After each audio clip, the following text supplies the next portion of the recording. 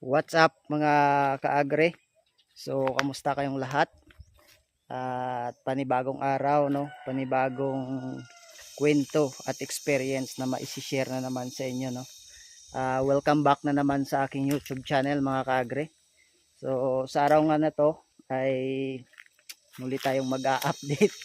At syempre, matagal-tagal din na bago ako nakapag update sa inyo, no?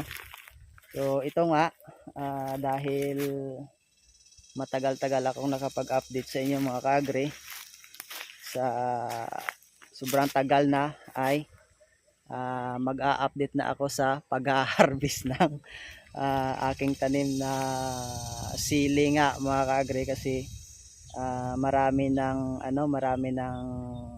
pwedeng iha-harvest, no? Marami ng hinog mga kaagre, at yung edad nila ay nasa 80 days na sila ngayon simula nung simula nung itinanim, no, i-transplant dito sa kanilang pinagtataniman, no. So ito, update ko lang sa inyo kasi nga ang ganda na ng ngayon mga kagre ng panahon, kasi nag-umpisa ng umulan dito, no. So nakadalawang sunod na medyo malakas yung ulan, kaya ito nakabawi na yung mga tanim. So kahit papano ay okay na yung yung tanim, na hindi ka na iigib para magdidilig, no, sa mga tanim na sili. So ito nakaumpisa na nga ako dito, meron na akong knit bag dyan na nilalagyan ko ng aking mga hinarbis na. So ayun, marami-raming bunga at syempre mga hinog na. So bago ko iha-harvest mga kaagri ay naghanap muna ako ng buyer, no.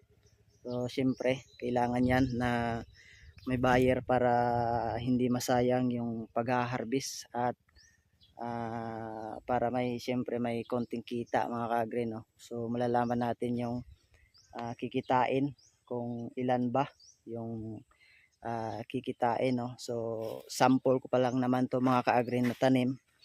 So itong sili na to mga kaagre, no. So isang sachet lang muna mga kaagre yung aking tinanim, no. So sasample ko lang kasi nga nag-umpisa ako magtanim ay palapit na sa El Nino, no. So mahirap na yung tubig, pero sa ngayon ay unti-unti nang umuulan. Yung plano ko mga kaagre ay yung mga bakante na to sa gitna ng, di ba nga, dragon fruit to mga kaagre, ay itong bakante na tong sa gitna ay ipabungkal ko, no, paararo, at tataniman ko, no, ng sili, no. Tataniman ko ng sili nito mga kaagre lahat sa gitna. So siguro yung dito gitna ay lalagyan ko ng 2 linya para hindi masayang yung space ng lupa, at saka bakante pa lang naman mga kaagre, no. At yung dragon fruit ay hindi pa naman masyado na malaki, no, at pinapapalaki pa lang naman. So kailangan na mag intercrop muna mga kaagre. So ayan, no, may mga luto na, no, may mga hinog na mga kaagre, kailangan nang i-harvest. Yan. So inaantay na ng buyer yan. So tune in lang kaagre, at pagpatuloy ko muna yung ginagawa ko dito na pag-harvest. So siyempre yung unang ulan na malakas, ito na kaagad yung resulta. Pero hinahayaan ko lang muna na patubuin At siguro mga isang ulan pa malakas ay pabungkal ko na dito sa gitna, no. Gagawan ko ng tudling para mataniman na naman ulit mga kaagri. So ito lang muna, okay naman yung sample ko na ginawa. So ito nga yung resulta, ang daming bunga mga kaagri. At syempre kailangan harbisin para makaproduce na naman siya ng bunga, no, na bago. So marami pang sumusunod mga bulaklak.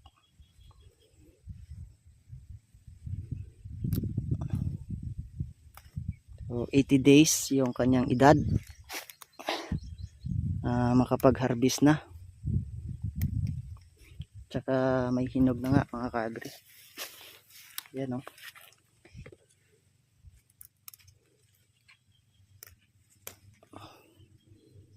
Ito,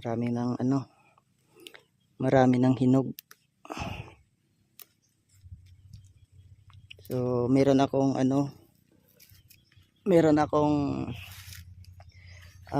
na encounter dito na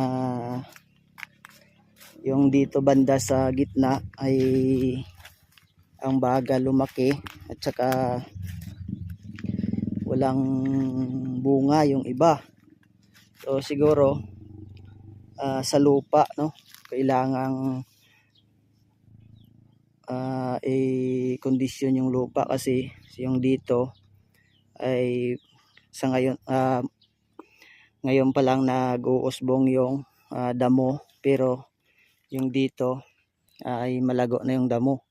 So ibig sabihin kulang sa nutrients tong lupa na to, no. So ito makikita niyo mga kaagri, yung iba ay wala pang bunga.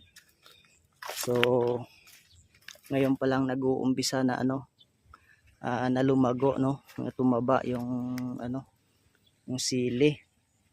Kasi nga nung nakaraan ay umaasa lang sila sa dilig, no. At yung pag-umpisa ng ulan ay parang nabuhayan sila ng ng nutrients, tumaba na sila kaagad. So hindi naman ako nagkulang sa pag-aabuno nito. So linggo-linggo ay abunuhan ko naman. Pero nahuli talaga yung dito sa gitna banda na mga tinanim ko mga kaagri. So sa susunod pag nagtanim ako ay dapat talaga may mga naka-stack na mga nutrients dito sa lupa bago magtanim. At saka maganda na magtanim kasi kada hapon na mga kaagri ay umuulan-ulan, no. So ayun yung kagandahan pag may tanim. So ayun, tune in lang mga kaagri. Excited na ako na mag-harvest o unang harvest ko sa aking sample na tanim na to.